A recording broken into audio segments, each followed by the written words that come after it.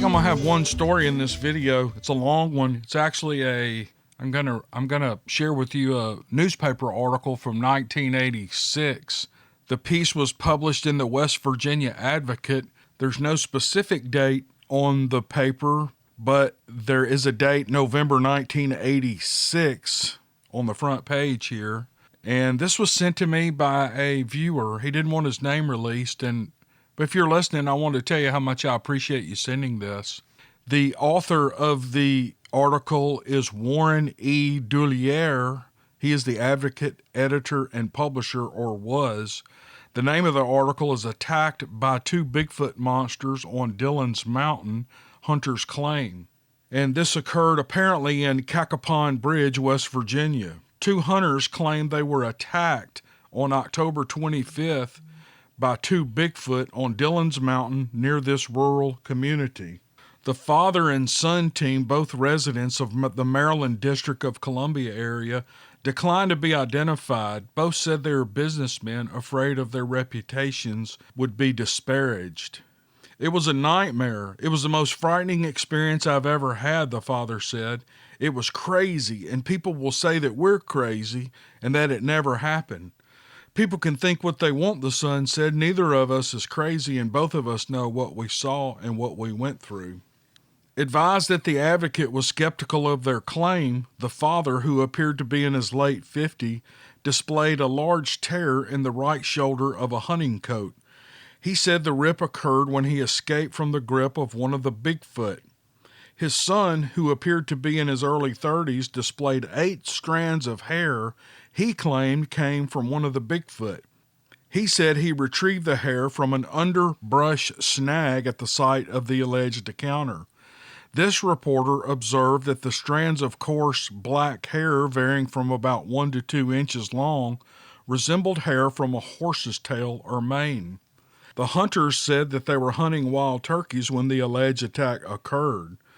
When asked to indicate on a USC&G topographical map where the alleged incident occurred, the hunters pointed to a location at the top of the southeast side of Dillon's Mountain, about 3 miles southwest of downtown Cacapon Bridge, about 1,500 feet northeast from where one power line crosses the mountain, and about 5,000 feet southwest from where another power line crosses. According to the hunters, they arrived at the location about daybreak, October the 25th. After selecting a large oak tree, the father sat at the base with his back against the southeast side of the trunk of the tree. His son sat on the opposite side, facing northwestward. They said they took turns operating a slate and a wood turkey call in hopes that one or more turkeys would be attracted to their location. Both were armed with pump-action 12-gauge shotguns. It was overcast, drizzling rain, and foggy, the father said. We could only see about 50 to 75 feet away through the fog and the woods. After we had been there about an hour, we heard movement out in front of my son, but beyond where we could see. We thought it was a flock of birds, his son said, but then something strange happened.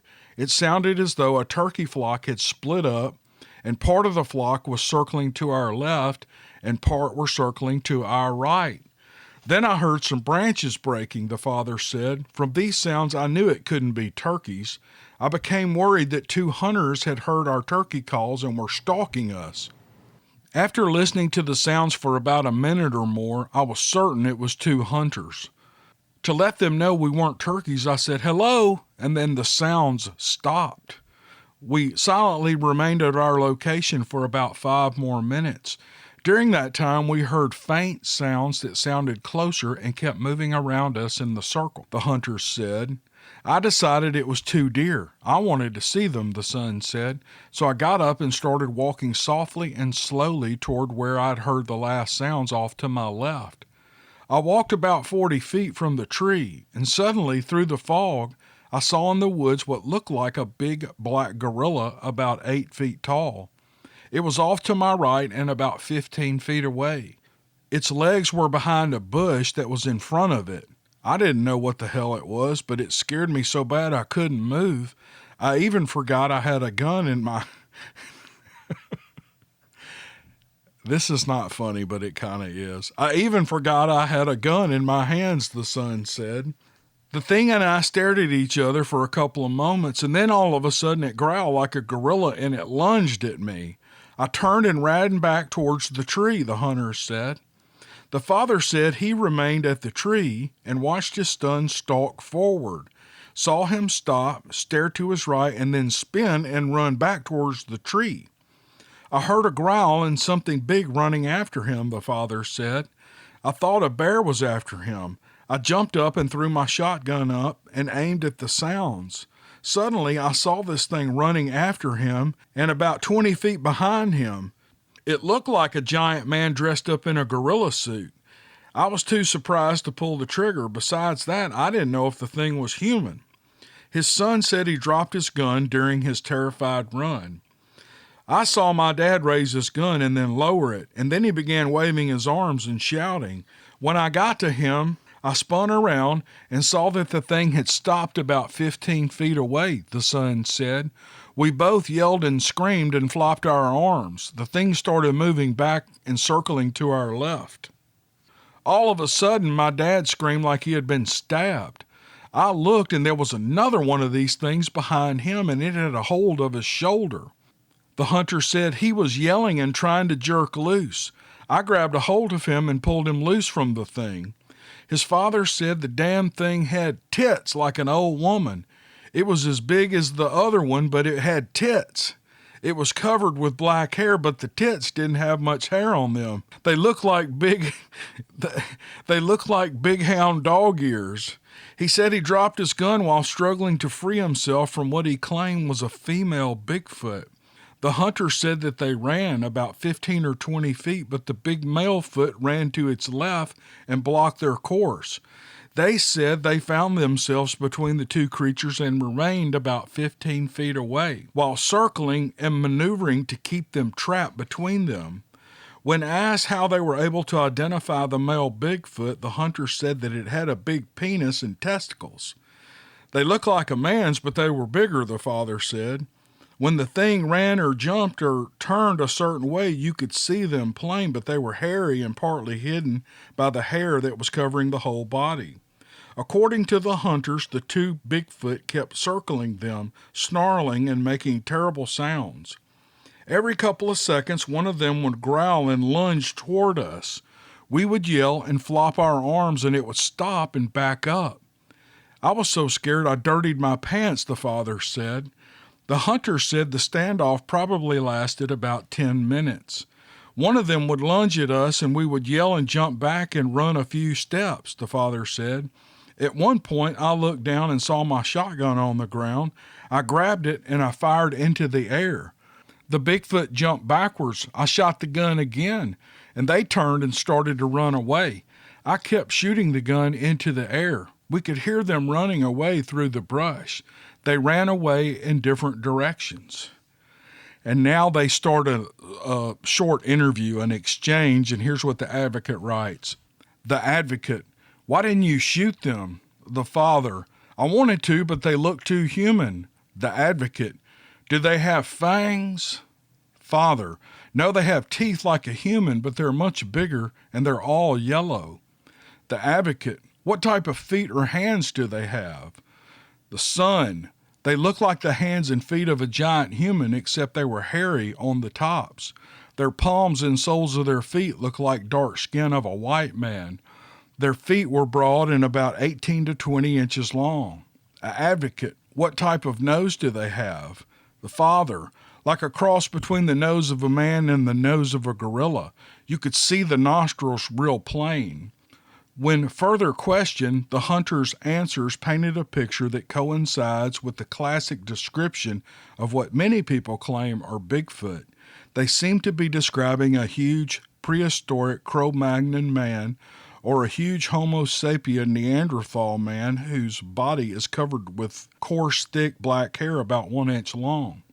The advocate, will you give me one of the strands of the hair that you claim came from the Bigfoot? I want to have it analyzed. The son says, we plan to have them analyzed by a lab in Washington. We want them to study all the hair. We will have them release their report to you. You can have some of the hair after that. The advocate, did you report this alleged encounter to law enforcement agencies or the State Department of Natural Resources? The father says, no, they would have said we were crazy or that we were drunk or on dope. I work for a bank and my son works for an investment firm. We would probably lose our jobs if our names got out. The advocate, I suspect that this is an elaborate hoax simply because your story is incredible. I believe you're both lying. Will you submit to a polygraph examination? The father, only if you can guarantee that our identities will never be revealed. The advocate, I can only guarantee my conduct. During accomplishment of a polygraph examination, your identities would probably become known by others. I cannot guarantee that they would not reveal your identities. Your desire for anonymity and your having come to a newspaper seem contradictory. Why did you come to the advocate? The son, we didn't tell anyone outside our immediate family. Then we talked about it and decided that we should let the public know about these things. They could attack someone and kill them. We were told that you're a professional journalist and that you keep a promise of anonymity. The advocate, what do you believe those things are? The father, without a doubt, they're two Bigfoot, a male and a female. I think they heard our turkey calls and came to where we were because they thought they could catch some turkeys to eat. We both had camouflage on, coveralls, camouflage gloves and hats on, and camouflage paint on our faces. I don't think the Bigfoot saw us until after it was too late. After they saw us, maybe they didn't know that we were humans. When my son surprised the male, he came after him because he thought he had to protect himself and the female. When the female saw the situation, she joined in to protect her mate. When asked whether they believed the public would consider their story credible, the hunters replied, they better for their own good. We know what happened. Other people can think what they want. We just hope nobody gets hurt by one of these things. The hunters said they never heard of other claims of Bigfoot having been sighted in this region. About 4 years ago, the advocate reported a claim by John P. Jack Hines, former resident of Cacapon Bridge, now residing in the Baltimore area, who said he saw a Bigfoot on Schaffnaker Mountain, a mountain range northwest parallel to Dillon's Mountain. The two mountains are separated by a small, mostly forested valley. Hines claimed a nighttime sighting occurred about 3/4 of a mile northwest of the location where the hunters claimed to have experienced their encounter. The hunters' claimed encounter and the Hines claimed sighting are similar in that each alleged incident reportedly occurred in the same region, and each happened almost at the edge of the top of the southeast side of the mountain. At the time, Hines said he saw with an aid of a floodlight a strange creature moving in the forest surrounding his home. He said he did not leave his home to investigate because he is, quote, because he is, quote, I'm sorry, y'all. This is so funny. He said, quote, I am basically a coward at heart. At least he's an honest guy. Oh my gosh, I'm sorry. This is so unprofessional. All right, where was I? According to Hines, the creature was frightened by the light beam and ran down the southeast side of the Schaffnaker toward Dillon's Mountain. He said it did not appear to be. I don't know why that's cracking me up so much. I'm basically a coward at heart.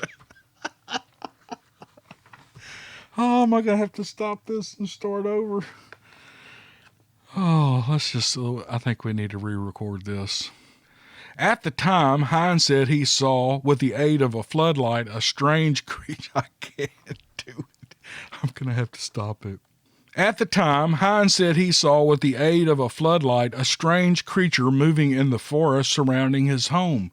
He said he did not leave his home to investigate because he is basically a coward.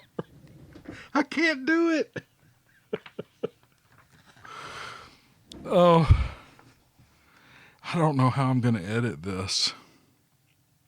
At the time, Hines said he saw with the aid of a floodlight a strange creature moving in the forest surrounding his home. He said he did not leave his home to investigate because he is basically a coward at heart. According to Hines, the creature was frightened by the light beam and ran down the southeast side of Schaffnacker towards Dillon's Mountain. He said it did not appear to be a bear, and in his opinion, it was a Bigfoot. His description of the creature seemed to agree with the alleged appearance of a Bigfoot. Hines is known to be a practical joker. Regarding his claim, the advocate was and still is skeptical. Following the publication of Hines' claim, the advocate received a report that a Bigfoot had been sighted several years previously by a man in the Edwards Run public hunting and fishing area. The man did not respond to an interview request. The claimed location of the sighting is about 2 miles north of downtown Cacapon Bridge and in this area of the northeast terminus of the Schaffnacker Mountain.